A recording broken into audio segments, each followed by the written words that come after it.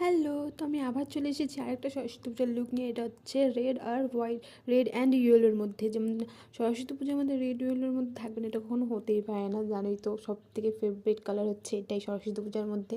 তুমি দেখতে পাচ্ছ আমার বেসটা প্রায় কমপ্লিট, বিকজ এখানে আমি আমার বেসটা একদম স্কিন টোনের মধ্যে রেখেছি, হালকার মধ্যে, যেহেতু দিনের বেলা হবে। যেন হালকা ক্রিম ব্লাশ লাগিয়ে নিচ্ছিলাম, এখানে পাউডার দিয়ে আমি সেট করে নিচ্ছি, ভালো মতন ঝেড়ে নিচ্ছিলাম এক্সট্রাগুলো।